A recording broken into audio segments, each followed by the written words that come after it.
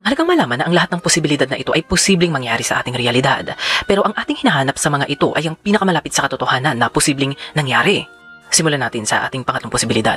Para masabi natin na totoo ang posibilidad na ito, kailangan lang natin na maniwala na nagsinungaling ang tatlong bata at gawa-gawa lamang ang kwento ng sumasayaw na araw na nakita ng 70,000 katao. Malapit ito sa katotohanan mga ka-LE, lalo na kung ikukonsidera natin na ang pagsisinungaling ng mga bata para sa atensyon o kung anumang rason ay hindi naman bago. Normal lang din ang mabilis na pagkalat ng mga gawa-gawa at exaggerated na kwento, lalo na kung ito ay may kinalaman sa mga religious figures.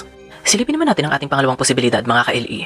Hindi rin ito malayo sa katotohanan dahil ang matagal na pagtitig sa araw ay maaaring magresulta sa eye damage at pwede rin itong makapagsimula ng hallucination at illusion na ang araw ay gumagalaw o sumasayaw sa langit. Ngayon mga ka-LE, para sa ilan, medyo mahirap paniwalaan ang dalawang posibilidad na ito.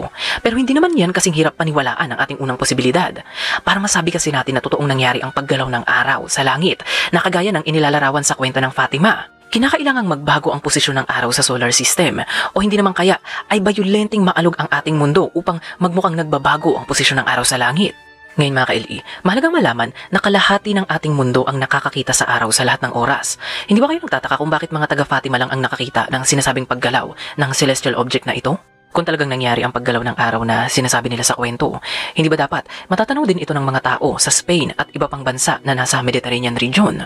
At ang pinakahuli mga ka-LE, ang posibilidad ng maliit na pagbabago sa posisyon ng araw ay maaaring tumapos sa ating lahat. Ang paggalaw ng araw ay magiging mapaminsala sa ating mundo at iba pang mga planeta. At kung talagang nangyari ang sinasabing kwento ng Fatima, wala na sana tayong lahat ngayon. Kung talagang sumayaw ang araw at nagbabago-bago ito ng posisyon, maaari nitong baguhin ang orbit ng Earth o hindi naman kaya ay tumilapon ang mundo papalabas ng solar system at mabalot tayo ng yelo.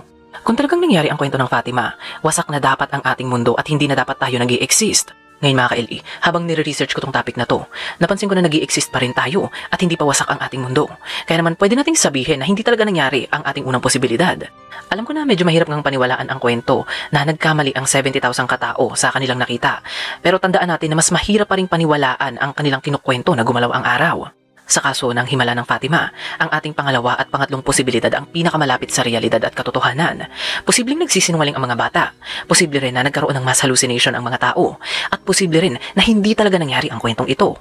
At yan ang mga paliwanag na malapit sa realidad na mas dapat nating pagtuunan ng pansin. Hindi naman natin sinasabi rito mga ka-LE na imposibleng mangyari ang mga himala. Ang sinasabi natin rito ay mayroong mas maayos na paraan kung paano tingnan ang mga kwentong ito.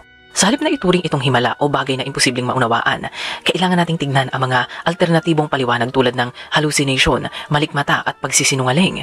Idagdag mo